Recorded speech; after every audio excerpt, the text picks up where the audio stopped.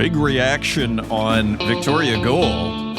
And we do have updates. We have an exclusive. As a matter of fact, at the Northern Miner, Blair McBride continues to track this story. So we'll have all that coming right up. Hello and welcome to the Northern Miner podcast. My name's Adrian Pocobelli. And thank you for all the comments on our YouTube there. We don't often get that kind of response, but it was very interesting. You know, people coming out on all sides on this water issue and the cyanide in the water. How big of an issue is it? The fact that it's a debate tells me that one should err on the side of caution. That being said, we do have an update. Testing shows cyanide levels near Victoria Gold's Eagle Mine are dropping. So that is good news, and the company, Victoria Gold, has released one more press release since our last show. So we'll get into all of this. Blair McBride at the Northern Miner continuing to break this story, which really, I think, has captured a lot of people's imaginations here because, you know, we talk about rerouting the supply chain, all of these massive macroeconomic issues, right? China, international shipping, all of these massive aspects of the supply chain that need to be considered. Energy, all of it. But here, this small gold mine in Yukon really, to me, is a bit of a test case. This is where the rubber meets the road. This is where the supply chain begins for many of the products that we consume in this society. And as society moves towards a green energy grid, the metals are going to be even more important. So this is where it all begins. So if you're listening in, you know, Saudi Arabia or Australia or Indonesia or South America, this may seem like some obscure company in an obscure region of Canada. But I'm telling you, as far as this macro story, this is where it all begins. That massive story dominating almost all other news stories. This is where it begins, is extracting these metals from the earth. And as the First Nation last week pointed out, they're saying maybe permitting times are too fast. And here the industry has been saying, and we'll hear it again today, and we have a wonderful interview with MineConnect's Marla Tromblay today, with the very important work that they do at MineConnect, really connecting different facets of the mining industry. You learn something every week here, and if you listen to this podcast on a weekly basis, I hope you will increasingly have a comprehensive understanding of how this industry actually works. Not the documentary you saw on Netflix, not the 30-minute YouTube video, but the hard-won facts, talking to real people in the world who are living this industry. But back to permitting times, what is the strategy of the West to reshore its supply chain? What is one of the main strategies? If not, I would argue, the number one thing we can do in the West. It is to speed up permitting. Everybody who has had a cursory view or just the smallest investigation into this industry knows that permitting times are the big overhang, we might say, slowing the West down from reshoring its supply chain. These mines take 10 to 15 years to come online, sometimes more. So it's a complicated issue. It's not as simple as let's just speed everything up, even though it seems that that is the number one thing we can do. But you know, everything has a cost, and I think what we see here with Victoria Gold, as we start to go deeper into this story, there was an accident that occurred. We saw the 30-year expert last week discussing how this mine never should have gotten off the ground, that the government actually did not do its due diligence and follow through on concerns that were brought up. So I think this is an important matter because maybe if the proper framework is in place, we actually can speed things up and make it safer. I mean, I think that should be our goal here. I don't think it's an either or. I think we don't need to take 2 years to give a permit, but we should also be completely thorough and know exactly what we're doing, follow up, checks and balances, so to speak. Now let's look at these stories. We have an exclusive here on the Northern Miner by Blair McBride, who has been covering this story. Again, got the video of the before and after from the air. Incredibly, just, shortly before and shortly after. I mean, how incredible is that? Here's the story. Exclusive: Victoria gold worker caught in landslide claims company has history of unsafe practices. Now remember, we had a disparity in the narrative between the company and the government. And at first, the company said there were no injuries, whereas the government at first said there was a report of, maybe a couple of, minor injuries, this sort of thing.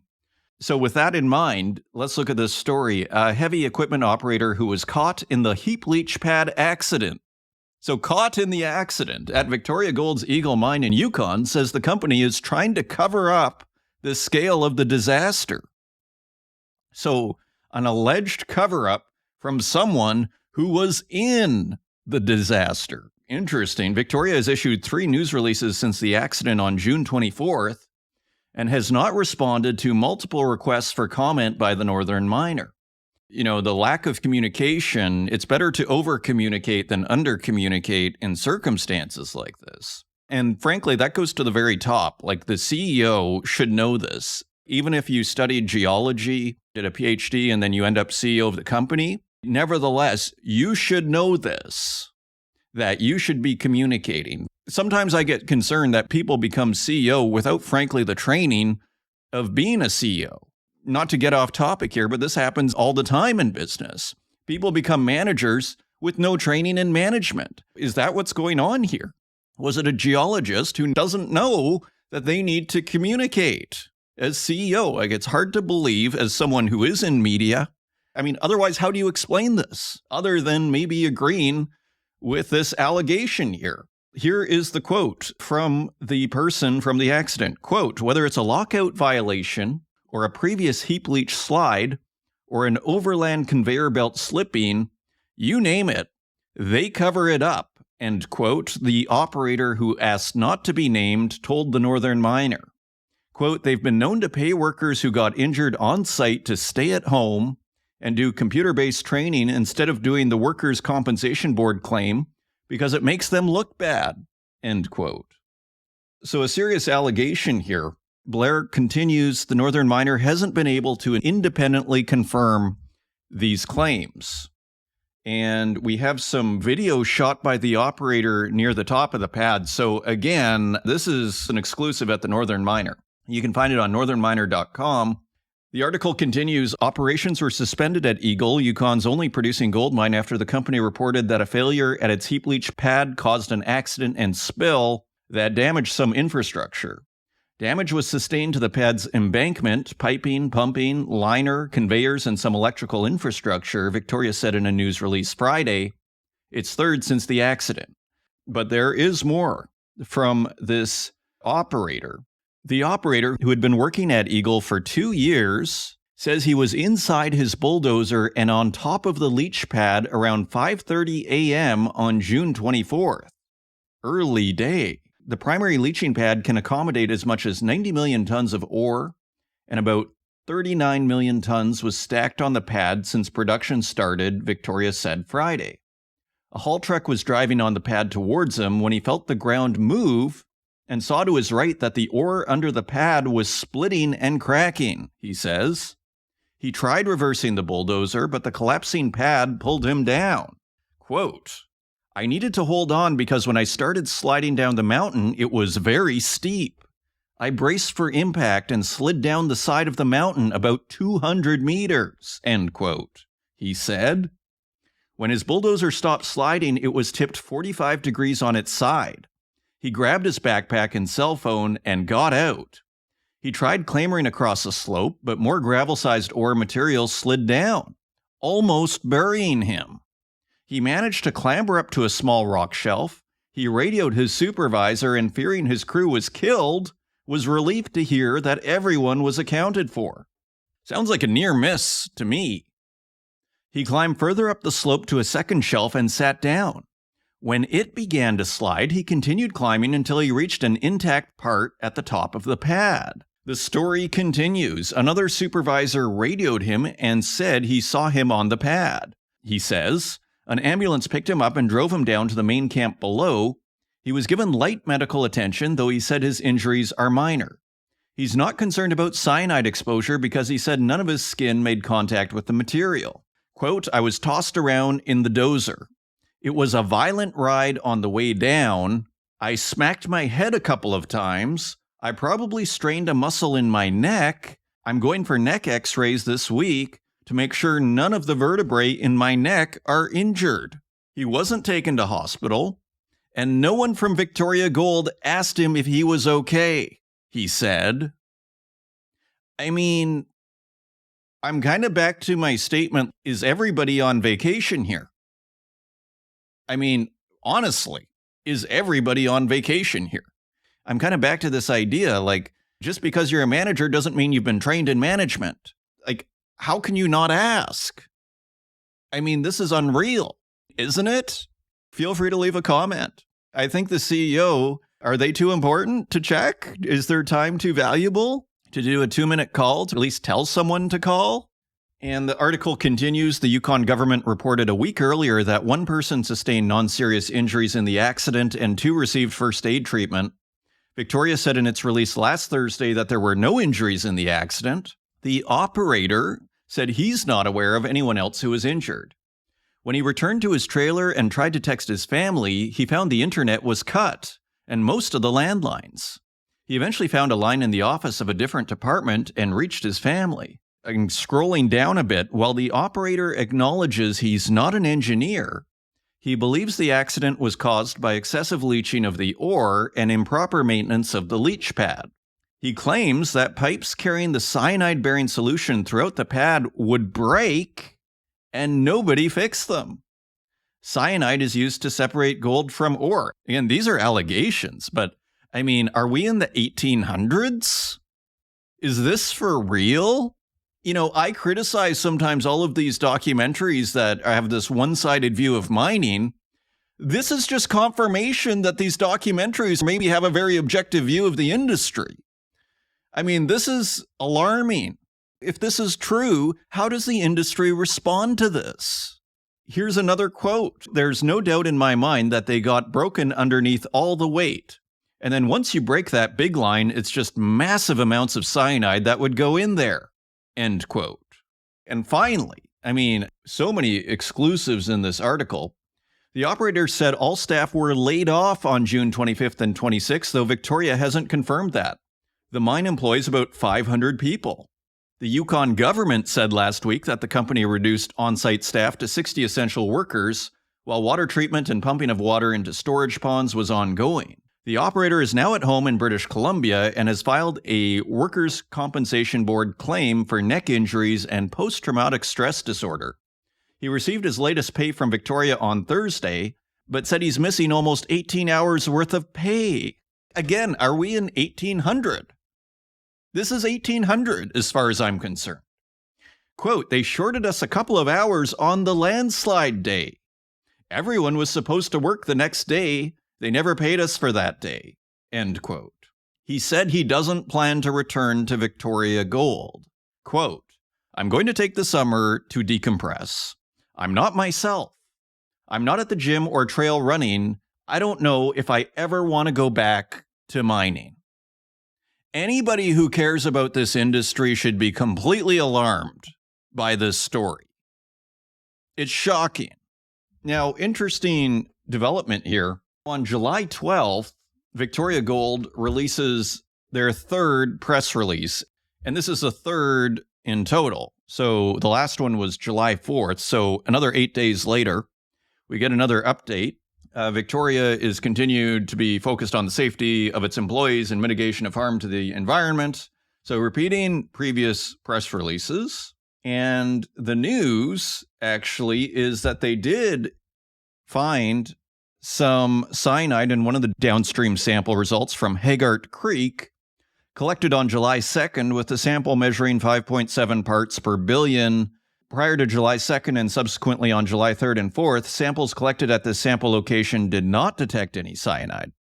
Remember, we got the disparity between the company and the government's water samples.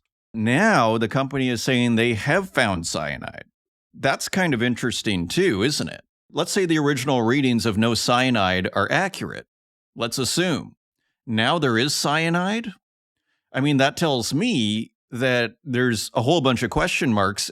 Not only is there now some 2 weeks after the slide, but it could actually be getting worse if this is true.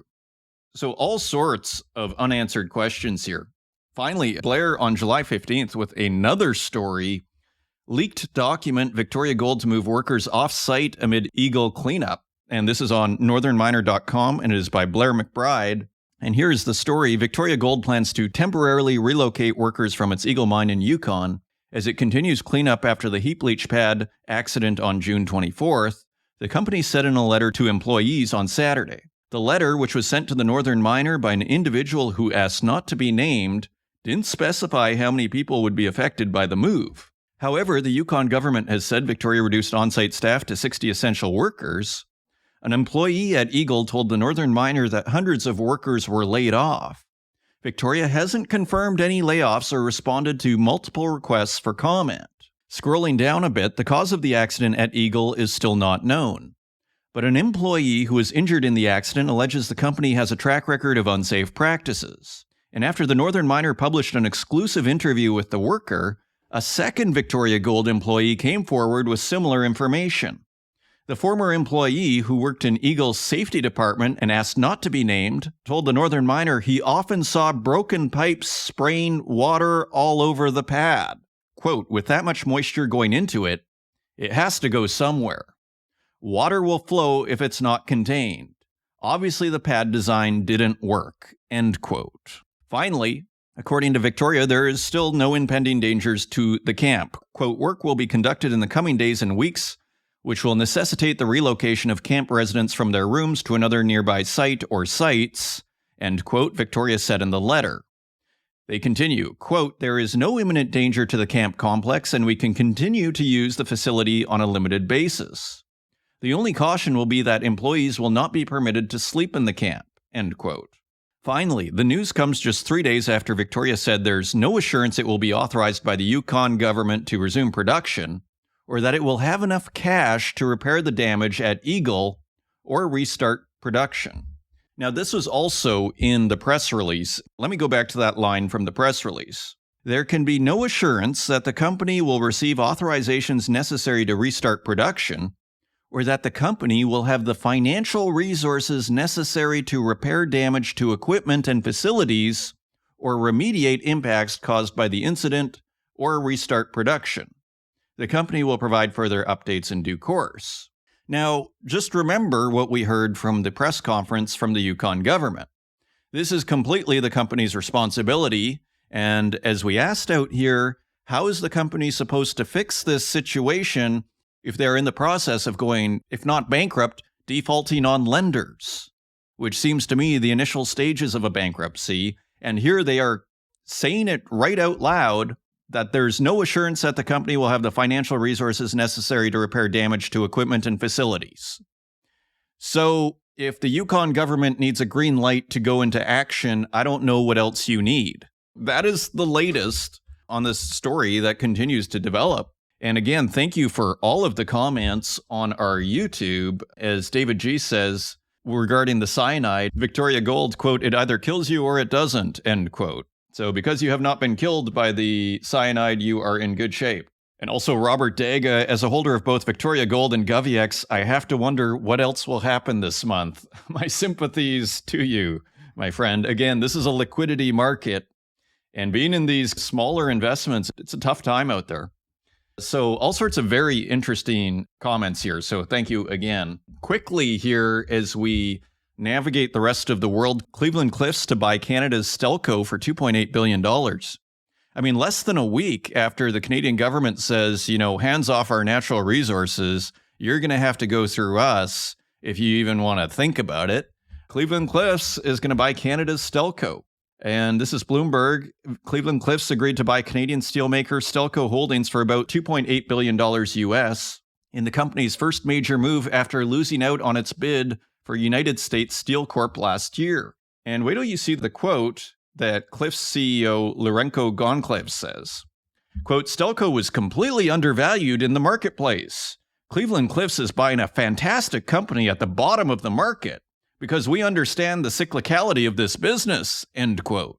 So I hope the Canadian government reads that quote as they decide on this. Maybe it's not in the purview because they're a steel maker and not necessarily miners. It'll be interesting to see.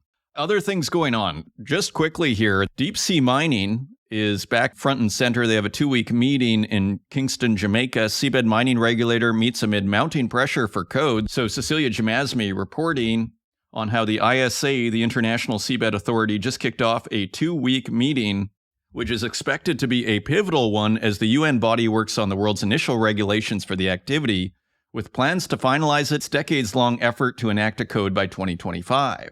They will negotiate the latest draft of the anticipated seabed mining rules. It will also meet on July 29th to elect a new Secretary General. So that is happening. Also, Rwandan President Paul Kagame was reelected with 99% of the vote in Rwanda. And weirdly, none of the news articles are suggesting that anything is out of the ordinary there. I would think at least 5% are just going to spoil their ballots or something. 99% of the votes, and there doesn't seem to be any sense of surprise from the media, weirdly. That was Voice of America, Associated Press also reporting on that. Also in the eastern DRC, of course, Rwanda is alleged to be involved and supporting the M23 rebels, according to a UN Security Council report. That is an open question. We haven't seen that UN Security Council report, and we don't know the source. But that is what is being alleged. So it's an intense time in the eastern Congo. And there was a ceasefire that was imposed last week by the U.S. that the Congolese army said the M23 rebels in Rwanda violated. So it continues over there. And Barrick also put out a press release saying they will continue to invest in Mali. And here's the quote from Mark Bristow in the press release, quote, we continue to work constructively towards a global resolution of our differences and finding common ground on the key issue of sharing the economic benefits of our operations without damaging the future viability of these valuable contributors to the economy. It's worth noting that Barrick developed a highly successful benefit-sharing partnership for our Tanzanian operations, which has since also been used as a model for the reopened Pergera mine in Papua New Guinea. So, as we've been pointing out here, Mark Bristow, a pioneer of revenue sharing with countries and pretty nice track record so far. And with all of the talk of the Wagner Group taking over a Barrick mine, doesn't look like it's happening anytime soon, does it? Interestingly, Bristow mentioned that the economic and political climate in Mali had reduced exploration efforts. But that, quote, in contrast, Barrick has been engaging with the National Directorate of Geology and Mines to grow our exploration footprint here, securing our ability to deliver real value to Mali and all our stakeholders in the country, end quote. So Mark Bristow continuing to explore and work with the government there. In a sense, if anybody can pull off keeping it all together there, it seems to be Mark Bristow is that guy based on his track record. And then just a couple of headlines here. BYD's new Shark pickup caught in the U.S. So there's a photo that was posted to Reddit, and the story is by electric.co. BYD truck spotted in Scottsdale, Arizona.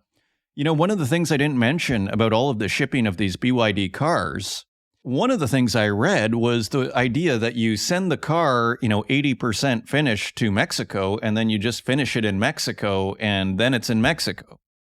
I mean, how does that affect tariffs? Is it only on completed cars? And we mentioned that BYD was opening a plant in Turkey. There's also Thailand, where they are cutting prices up to nearly $10,000 on cars. And now previous buyers of BYD cars are actually pretty upset because they're cutting prices so much. And that's also on electric. So that is your view on the world. Coming up this episode, we have Marla Tromblay, Executive Director at MineConnect, and she discusses all of the ways that MineConnect is helping facilitate the development of a supply chain in North America and beyond. It's quite interesting and really just another piece of the puzzle that you might not know about as far as how the mining industry actually works. If you want to find us online, you can find us at northernminer.com. You can find us on Twitter at northernminer, and on Instagram at The Northern Miner, and on Facebook, LinkedIn, and YouTube, where we also host these podcasts, and wherever podcasts are available, including Spotify, SoundCloud, and Apple Podcasts. And with that, let's turn to the news. And turning to the website, U.S. approaches Indonesia for multinational critical mineral partnership. This is Reuters via mining.com. The U.S. has approached Indonesia about joining a multinational partnership to boost the Southeast Asian nation's environmental standards as the two countries discuss a critical minerals deal, a senior U.S. official said on Monday. Interesting development, of course. This is the country where all of the nickel is coming from. It has largely, from our understanding, been developed by Chinese investments in the country, and it is thought to not be the most green nickel in the world. So with that in mind, continuing the story, U.S. Undersecretary of State for Economic Growth, Energy, and the Environment, Jose Fernandez, spoke to the Indonesian government about the Mineral Security Partnership, a collaboration of 14 countries and the European Union, during his visit to Jakarta this week. I mean, I wonder how China views this. Surely they must see this as kind of a bold, almost provocative move, but just speculating here. The MSP, whose objective is to accelerate development of sustainable critical mineral supply chains and facilitate financial and diplomatic support, would be an opportunity to improve environmental standards and governance in Indonesia's mineral sector, he told a press conference in Jakarta. Indonesia, which has rich reserves of minerals such as nickel, copper, and bauxite, is keen to promote itself as a production hub for batteries and electric vehicles. The nation has massively expanded its nickel processing industry since it banned exports of unprocessed ore in 2020, but environmentalists have blamed the industry for deforestation, water, and air pollution caused by smelters. And the Secretary, Jose Fernandez, said, quote, "I believe this will lead to more investment in Indonesia, and not just any investment, but also investment that benefits communities, that upholds labor laws, that upholds environmental laws," end quote. Indonesia is one of 7 countries the U.S. would support to become a semiconductor hub, he added. So dangling a little bit of a carrot there. So what is the moral of this story so far? That this whole move that Indonesia made to not export its raw materials, but rather force people to buy processed ore from the country, shows that it seems to be working in spades here. Jakarta has asked Washington for a critical mineral trade deal similar to the U.S. deal with Japan. I mean, look at these countries with the raw materials. In a sense, they can play both sides. They can do business with China. They can do business with the U.S. Fernandez said the discussion is progressing positively, but declined to give a timeline on when a deal may be reached. Quote, "We are very satisfied with the way that our discussions are ongoing. We will continue to expand on those discussions going forward," end quote.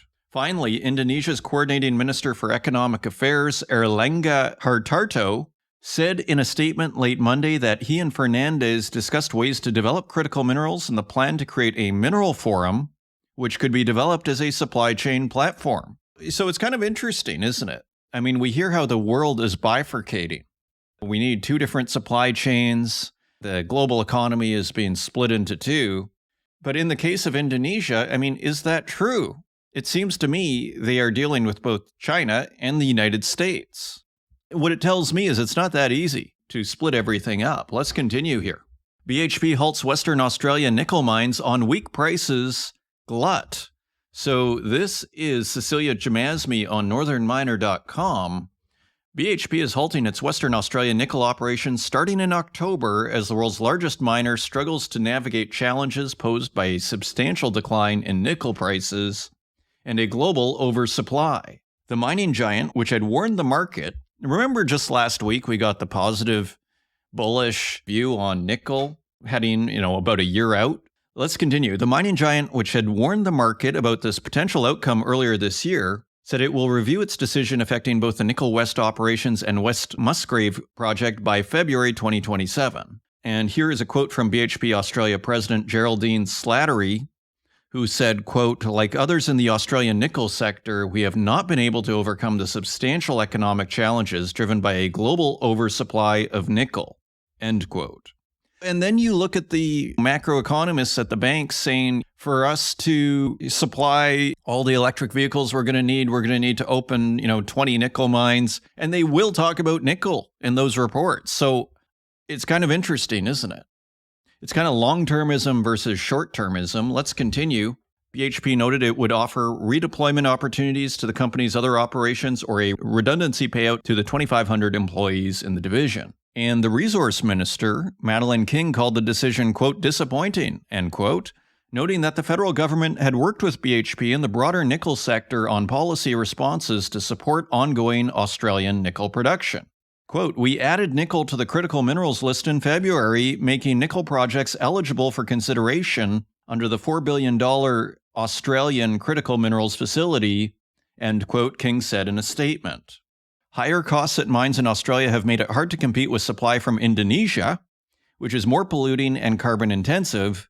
It's one of the factors behind recent calls for ESG-related pricing for metals. So excellent reporting from Cecilia Jamasmi, editor-in-chief of Mining.com. So higher costs.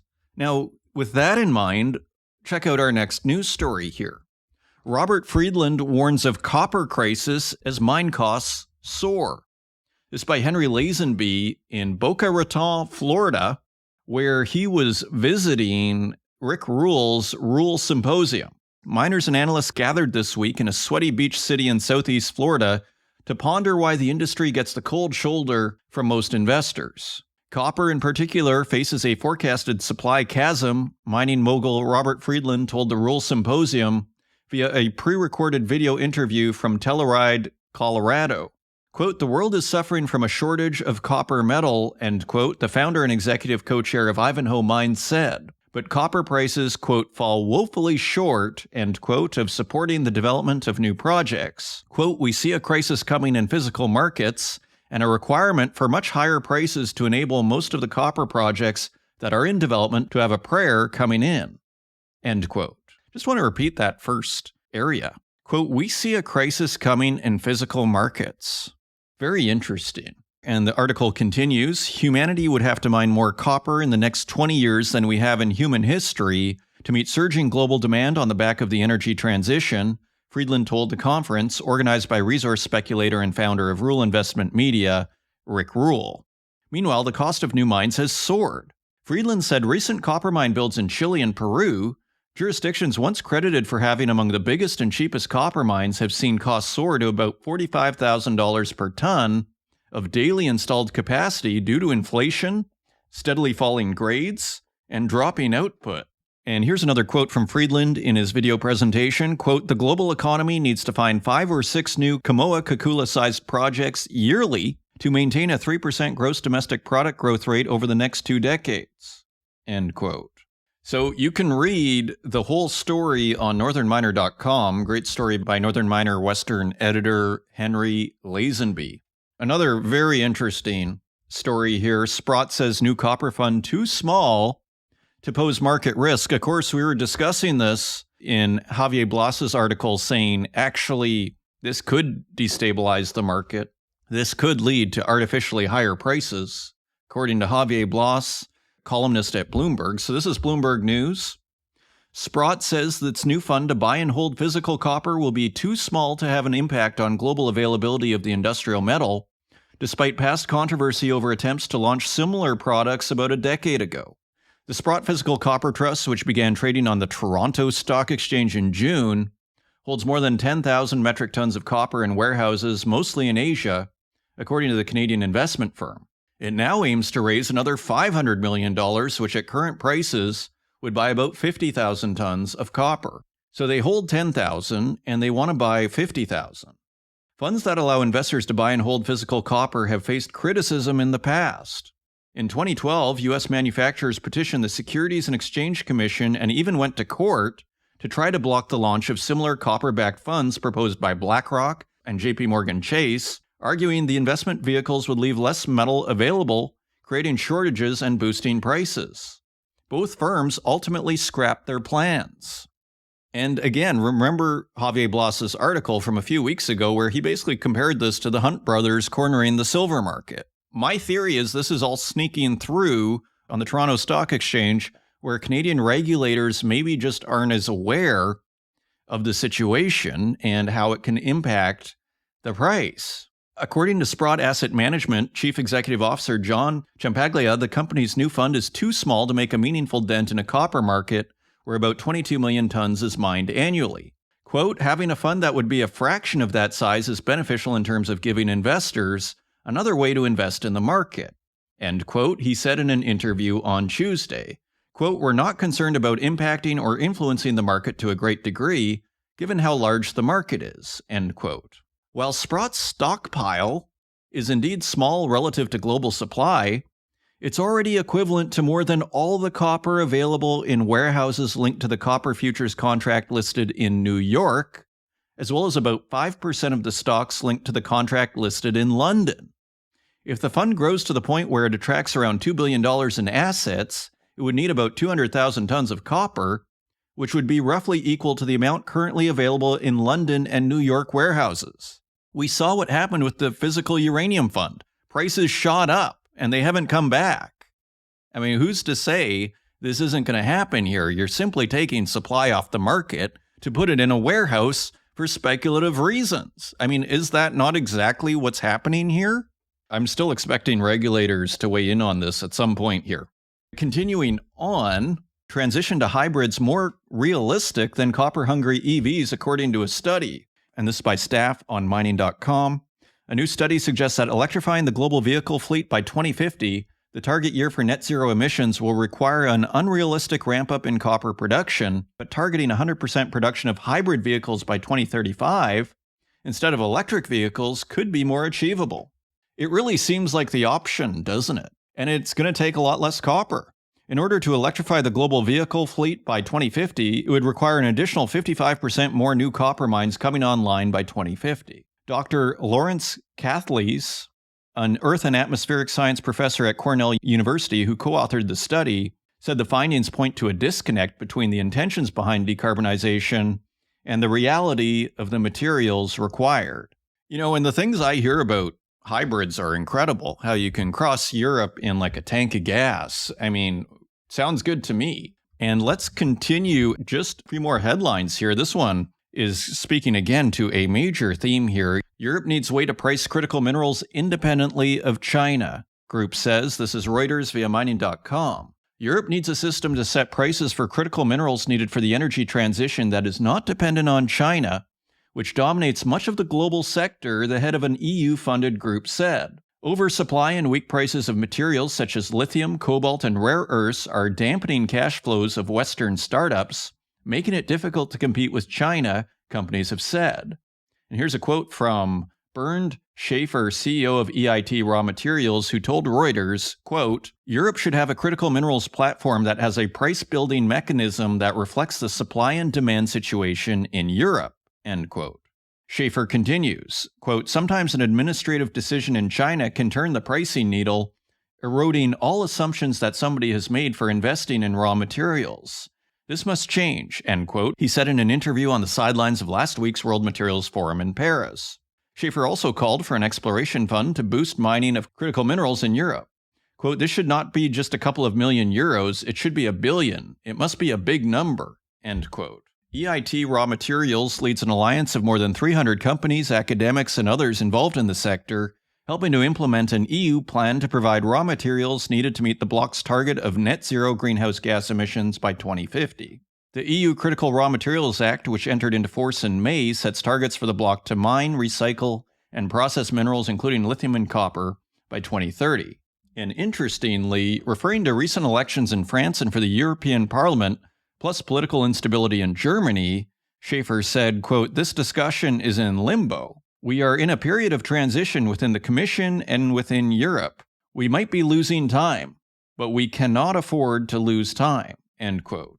I mean, even if there is a separate price for European metal and it's far more expensive, how does that work for manufacturers if you're competing in a global market against, BYD? A few headlines as we close here.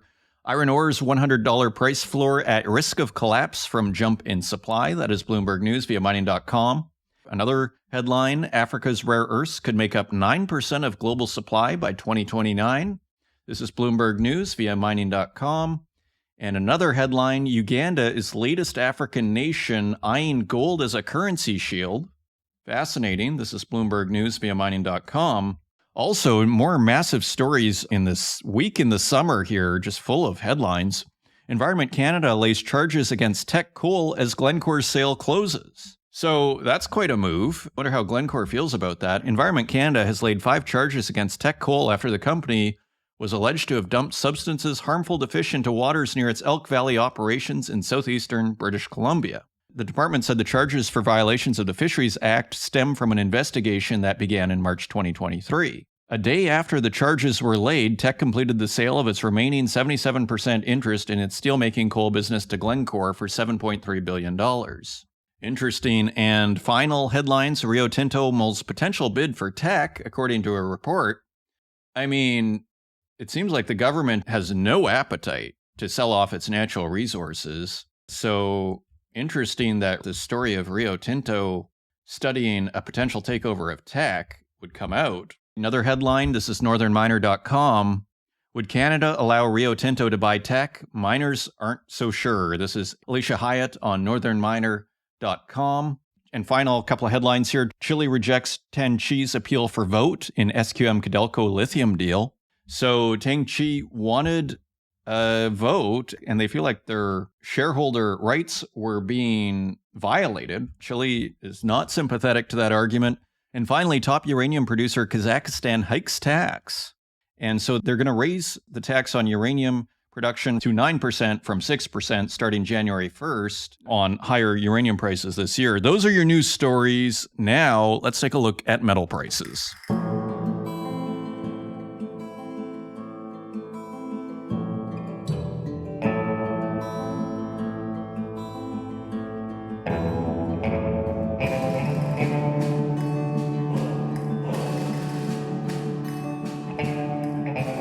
And turning to metal prices, let's take a quick look at the bond market for context. The U.S. 10-year bond is yielding 4.18%. That is 0.11% lower than last week. The UK 10-year gilt is also lower, yielding 4.07%. That is down 0.07% from last week. And Italy's 10-year bond is also lower, yielding 3.72%. That is down 0.18% on the week. So 10-year bond yields falling. Turning to precious metals, gold is trading at $2,441 even per ounce. That is $74 higher than last week. It is the highest price we have recorded on this informal weekly tabulation that we do here. The last highest was $2,421, so $20 higher than that at $2,441 on gold. Silver is trading at $30.96 per ounce. That is down 31 cents from last week. Platinum is trading at $997.80 per ounce. That is down $3 on the week. And palladium is trading at $936 even. That is $78 lower than last week. Turning to industrial metals, copper is trading at $4.51 per pound. That is 10 cents lower than last week. Iron ore is also lower at $109.58 per metric ton. That is down $2 on the week. And aluminum is also lower at $1.12 per pound. That is down 3 cents from last week. Lead is also lower at $1 even. That is 2 cents lower than last week. Nickel is also lower at $7.61 per pound. That is 30 cents lower than last week. And tin is also lower at $15.28 per pound. That is 9 cents lower than last week. Cobalt is unchanged at $12.32 per pound. Lithium is also lower, hitting a new low here on our weekly tabulation at $12.46 per kilogram. That is down 13 cents on the week. Uranium also edging lower at $86.15 per pound. That is 50 cents lower than last week. And zinc almost bucking the trend a little bit here at $1.34, and that is unchanged from last week. So almost all metals moving lower except for gold, showing some strength and threatening new all-time highs, and zinc staying steady. Otherwise, metals trend slightly lower, and those are your metal prices. Coming up, I'm very pleased to welcome for the first time the Northern Miner podcast, Marla Tromblay, Executive Director at MineConnect, a fascinating organization which really does what it says. It connects different facets of the mining industry and does all sorts of interesting work that you may not know about, including hosting governors from the Democratic Republic of Congo all the way to projects in Nevada, as well as connecting suppliers in Ontario where they are based. So a fascinating organization led by Marla Tromblay. I hope you enjoy the conversation, and I will see you on the other side.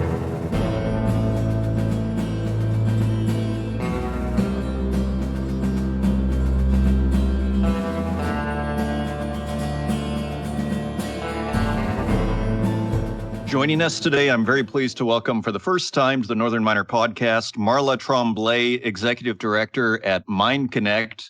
Marla, welcome to the show. Hi.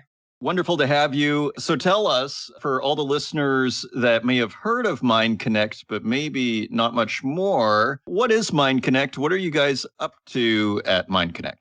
MineConnect is a not-for-profit mine supply and services association. So it's kind of like a chamber of commerce. So many people are familiar with chambers of commerce. However, we only operate in the mining realm. So our members are suppliers of services, products, solutions to the mines, domestic and global, international. We have a board of directors, much like any not-for-profit, and our board is made up of owners and or managers or individuals that represent various suppliers. So it's all not private sector driven.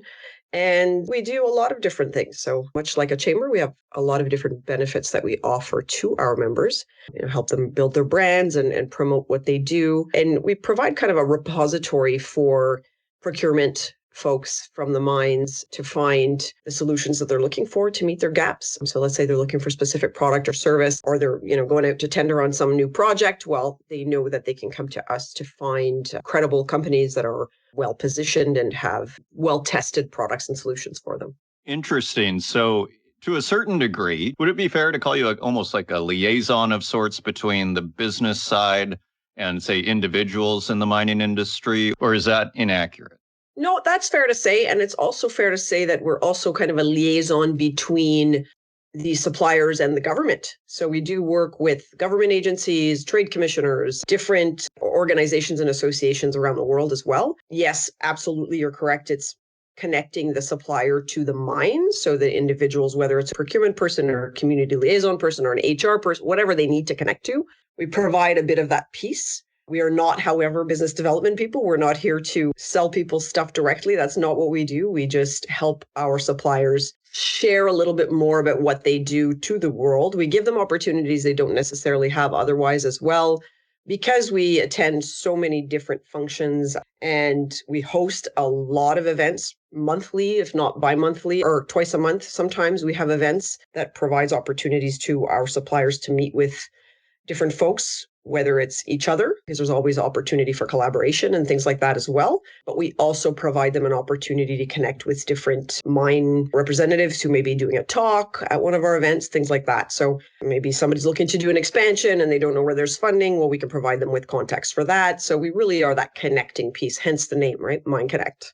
Of course, all the pieces of the puzzle are falling into place for me, Marla. And so how long has MineConnect been around then? Is it a newer organization? How far does it go back? We used to be called SAMHSA. So it was a Sudbury-based suppliers association that was created early 2000s. So quite a while. And there was an opportunity that was seen that, Sudbury has a pretty strong supplier cluster, and Dick DeStefano and then an individual who worked at the city called Paul Reed kind of worked together to pull a few of those suppliers together to try and promote Sudbury as a hub for services. And then in 2019, there were some changes that were made. Dick, he was retiring, and we saw that as a chance. Hey, why don't we look at what more can we do? Needless to say, yes, as much as Sudbury has been considered a hub for a long, long time, there are now suppliers everywhere. There's a significant number of suppliers in Timmins and now in Thunder Bay and throughout the north. North Bay also has a significant number of suppliers. So it was, how do we represent all of that? We're stronger together, right? So we switched the name, we rebranded to MineConnect, which was launched at PDAC in 2020, so PDAC. And the rebrand happened with the intent of bringing on suppliers and representing all of the North versus just the Sudbury Basin, I guess. So we've been growing ever since. I took on the role of executive director in 2021, in April of 2021. We're close to about 300 members now. And yeah, I think our brand, we see it very, very much where we didn't exist as MineConnect until 2020. We had COVID in there for 2 years. We're now 2024 and we go to international shows and people recognize the brand. So obviously we're doing something right. Indeed, it is a familiar name for those that are engaged with the mining industry. So just finally on this history side of things, so SAMHSA, do you know when that was founded? What year? I do. I want to say 2002. I'd have to go back and look at the incorporation. Just yeah. even just Yeah. vaguely. Yeah, so around 2000, early a little 2000s. after. Yeah, Gotcha. Exactly. Just to know in case it was 1954 or something No, like this. no. Okay, interesting. So you have a very, I would say, particular vantage point where you can kind of see what's happening, as you say, in this kind of nexus between government and business and suppliers. And suppliers is such a real world data point, shall we say. You know, how much are people actually purchasing to help build and develop their mine? I guess my big picture question for you, Marla, is how is business? How are things going in terms of not just, say, MineConnect, but the industry as a whole? Like, what are you seeing? Well, when I'm talking to the suppliers, they're saying they're very, very, very busy. So to me, that's a good sign. And not very busy in the sense that, I'd asked them a couple of years ago the same question. Of course, how are things? How's business? And they would say, we're really busy, but we're really busy scrambling, I guess, because they've had supply chain issues and those types of things. And now they're busy doing orders and a lot of refurbs and a lot of things like that. So I know because we put on a number of events, like I said, in different shows, and we participate in a lot of different shows. Sometimes they're like, look, we plan on coming, but we can't. We're just too busy. Part of the challenge, of course, is the whole labor crunch. There's no question there. You're doing as much, if not more, with fewer people. So that makes them even busier. But from what I'm hearing from our supplier, our member group, things are rocking and rolling. Very interesting. And in terms of the mining companies, say, that you liaise with, like, is it explorers? Is it, really highly developed mining companies? What is the general business, for lack of a better term, client that you would deal with at MineConnect? All of the above, because our suppliers do everything between exploration all the way to remediation.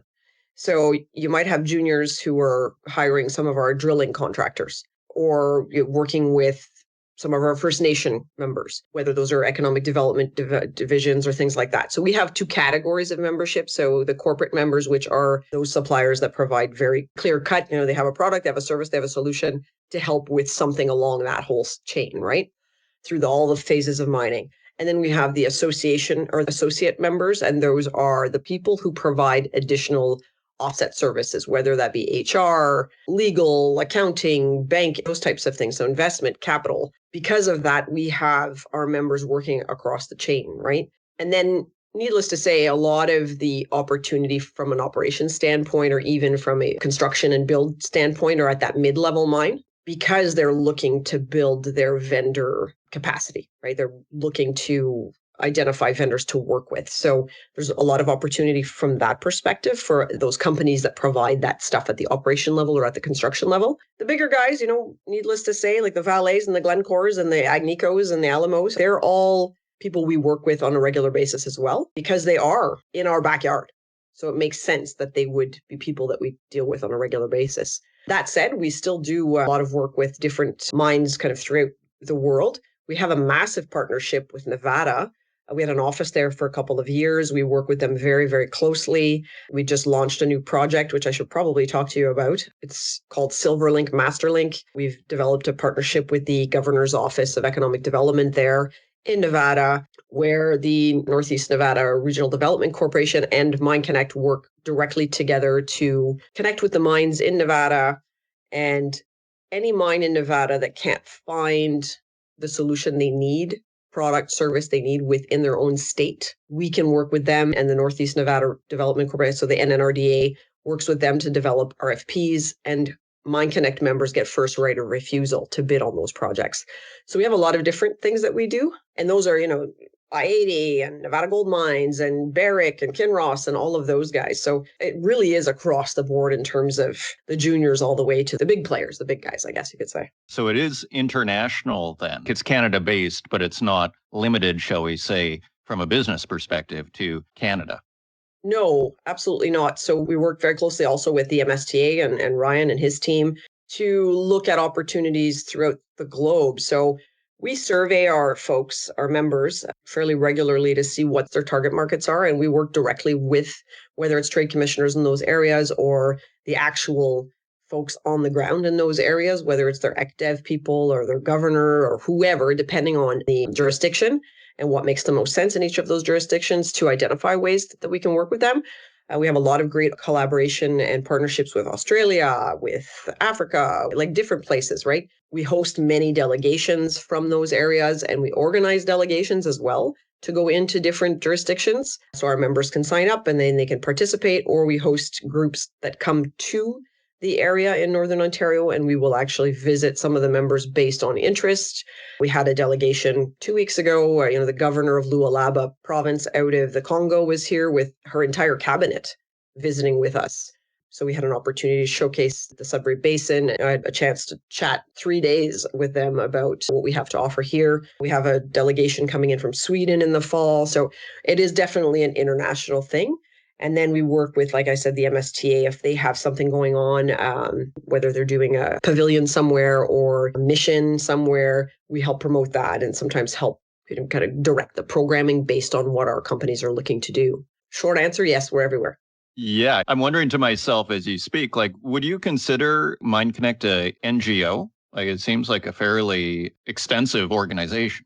I mean, we're an extensive organization, but we're like a staff of 3. So Oh, really? Really? You're doing all that with 3 people? Yeah. I mean, So we're incredible. A small team. Yeah, we're a small team. Actually, I guess you could say we're 4 in a sense, because we have myself, who's the executive director, an office manager in the office who answers the phone and then works with our members when they have issues accessing their profiles or whatever. And then I have a project manager who helps, obviously, with coordinating events. And when you have at least one event a month, it's a lot of logistics and a lot of planning. And then we have director of member relations who really is out there peddling our wares and getting people to pay their bills. So that's the team. Yeah. And we do a lot of stuff, like I was saying, domestically as well. Like I talked a little bit about international, but a lot of what we're working on as well is building those relationships Canada-wide. So we just co-hosted an event with Quebec, BC, and Saskatchewan at CIM. So we're really trying to build that capacity domestically. We know that there's a lot of need for that, and we saw the issues with supply chain. And there's a lot of opportunity, not only from a mines perspective across the country, but a lot of opportunity for our respective members to work together from a domestic standpoint for capacity building. Okay, fascinating. And of course, supply chain being, a major issue in the last, probably since COVID, as you're mentioning. So with the Democratic Republic of Congo, what kind of things will you discuss? Why do they reach out to MineConnect, or why do you reach out to them? What is there to discuss? Is it sort of, if I had to, hazard a guess here, I would say, well, if Congo is looking for different kinds of suppliers of equipment, maybe to get things done that they weren't aware of, or expertise, is that the sort of service you would provide for them? Or is it something else? No, that's part of it for sure. Those are developing countries, right? They're not nearly as far ahead as we are in Canada in terms of mining. So for example, like Lualaba province, Glencore is there big time, right? They've got a lot of money invested into their mine there, billions. So we know that it's a good place to be doing business. The Chinese also have a lot of money into one of the mines there, and they're trying to really build up that province specifically. It's a very new province. It was only put in place 2018. So it's a new province. And the governor of that particular province is incredibly proactive in terms of development. She's actually the only female, I think, politician in the Congo. And she's the governor and has the ear of the president. So they came here specifically because there was another delegation from Mine Africa a few weeks prior. And I had met with them and made presentations, and some of our stakeholders made presentations, and Mine Africa themselves were so impressed that they pitched it to the governor, and then the governor brought her whole cabinet. So their Minister of Mines, their Minister of Environment, their Minister of EcDev, they had senators. We met with a number of politicians within Canada, but then we also brought them up to Sudbury to meet with NORCAT and Collège Boréal and Cambrian and going to the underground and showing them how we do business here and how we've built our cluster. So it's kind of that best practice thing. They're looking at us to see how did we do what we're doing and how can we provide services to them to help with that, whether that be assisting them in putting on some type of events there from a MineConnect standpoint, or helping them connect with the services and products that they need. So they need training, they need all types of different things. It's a bit different there. They have traditional mines like the Glencore type properties, but they also have a lot of artisanal mining. So, they have 350,000 artisanal miners there. And a lot of the work that's been done in the past couple of years has been trying to regulate that group of individuals to help the economy there. So, setting up tax systems and things like that so that they limit corruption. So they're looking at us for ways to drive their boat, right? Right. They have some mines, but they want to develop their industry. And so they're saying, hey, Canada's been doing this for a while. They have a reputation for it. Give us some advice here on how we should proceed. And not only advice, give us some suppliers that can come here and help us do the actual development. Right. So that would be from a very developing type country or province within a country.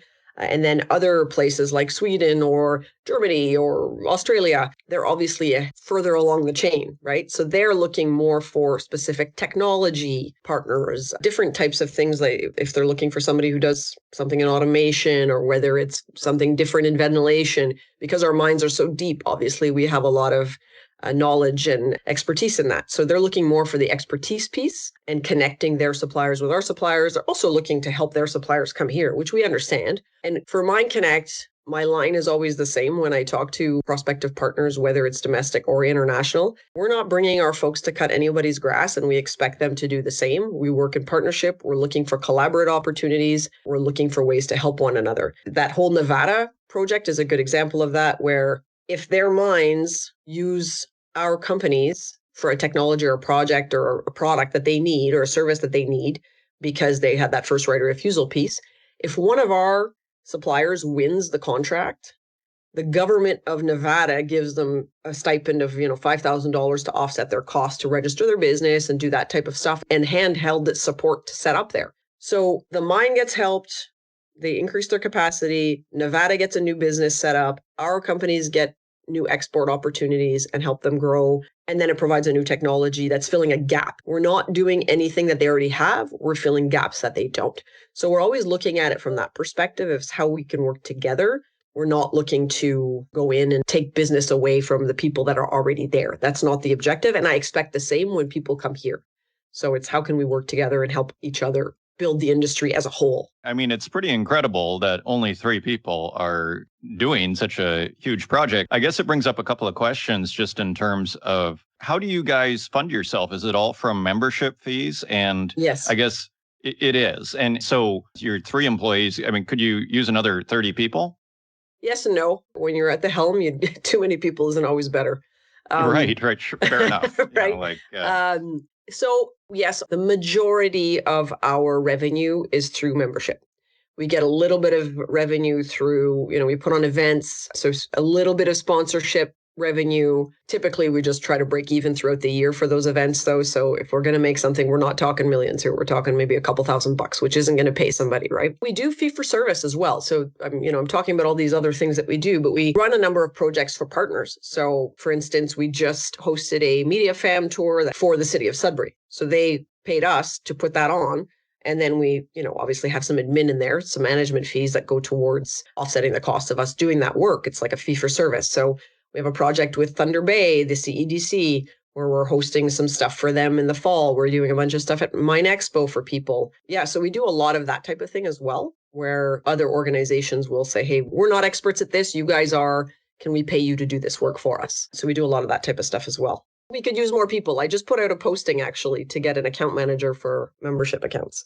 Okay, excellent. Yeah, I would imagine it sounds pretty busy over there. So fascinating. So just as we wrap up then, you mentioned events and you also do events outside of MineConnect. So if you could kind of wrap those two together, tell us about the event side of things that you're working on, whether it's MineConnect or otherwise. Yeah, so example at PDAC, so the annual show in Toronto, which I'm sure you're very familiar with, the city of Temiskaming Shores, which is, New Liskeard and Haileybury and all of that area, they have since 2014 been putting on something called the Northern Ontario Mining Showcase, and I've been organizing that for them since its inception. So, we started with 30 companies. I brought 112 last year, to give you an example. So we put on the biggest pavilion at PDAC. We were by far the biggest footprint there, including, speaker series and interactive stuff and all of that kind of thing. And yes, that's also just me and one other actually now it's me and the MineConnect team puts that on. And we do the same thing at CIM, though smaller. So, we'll have about 50 companies in Montreal. We're putting the same thing on a pavilion at Mine Expo in Las Vegas. That's all funded through FedNor. So those are funding applications that the city puts in, and FedNor offsets the cost so that our suppliers throughout Northern Ontario the smaller ones, the SMEs, can afford to attend those things and potentially start exporting and expanding what they do. Gives them a chance to get into a global market that they wouldn't be able to afford to do otherwise. So we'll be doing one in Vegas, and we do them kind of 3 times a year, those types of things. And those are pretty, needless to say, demanding in terms of time. We have one in August here in Sturgeon Falls, which will be fairly popular. And then we're in Thunder Bay at the Sencan in the fall. And so we're all over the place. Okay, so just as a final question then, big picture, again, you're very involved in this industry. I mean, you mentioned, suppliers are very busy. Okay, so that sounds good, but kind of big picture, like, how do you think things are going? We're trying to reshore the supply chain. Like, what is your sense? Like, do you see any big gaps anywhere, frictions? Are things going really well? Are things just going okay? Like, what is your sense of the industry as a whole and the direction it's going right now? So there's a couple pieces to that. And we all know this is no secret. There's a lot of issues around permitting. We need to speed up that process. We know, especially with the demands of carbon and the climate challenges that we're facing, that there's a massive need to be mining those critical minerals. It's something the government talks about a lot. And it's kind of the message you hear everywhere you go. We got to get the lithium out of the ground. We've got to get everything to make batteries. We've got to get ways to process them. We need to be able to recycle. But we're not making it happen as fast as we could be. So that's a challenge. We know there's so much potential. That's another example of why we're working with the Congo, because they have the biggest cobalt find in the world and the most copper as well, right? So it's how do we help speed up that process? And the only thing we can do as MineConnect, we are not here as policy people. We are not here as lobbyists. We leave that to the OMA and we leave that to the other organizations that's their objective. But we need to figure out a way to make that stuff happen faster. So that's one big challenge. And I know that the government is trying to do that. They've made changes to the permitting process. They've made recent changes to kind of streamline a little bit. But I mean, looking at 10 and 15 years to open a mine makes no sense. If that's what we're going to do, well, we're not going to get where we need to be. So that's one piece. That's kind of that high level, big picture stuff that I'm hearing everywhere I'm going. Also, the labor issue is a major issue, and we know that. And I don't know, there's no way to fix it. There's an awareness issue around mining as a career. And we are working on a number of things around that as well. We work with CIM and we put on a ton of different activities, and I go speak in high schools, and we do all types of things that we can to try and change people's perspective of what mining is and what it looks like, and that anyone can technically work in the industry, because if you go to a mine site, it's a city. You need a chef, you need a bus driver, you need somebody in wastewater management. So it's changing that perception. That's one of the only ways we're going to be able to address the labor issue. There's no one-shot solution, right? And needless to say, obviously working with Indigenous communities, huge thing. And I've seen massive headway, which is super exciting. And that whole diversity piece, obviously being a woman in mining and changing people's attitudes around that and diversity and having more women look at it as an opportunity is important. So those are kind of those high level, big picture pieces that I really hear about a lot.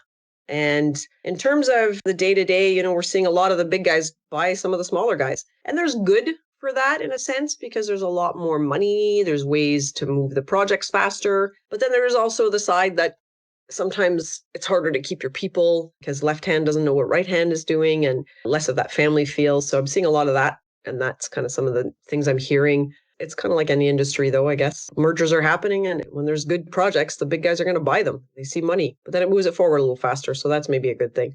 Marla Tromblay, Executive Director at MineConnect. Thank you for joining us and sharing your perspective on this week's Northern Miner podcast. Thank you.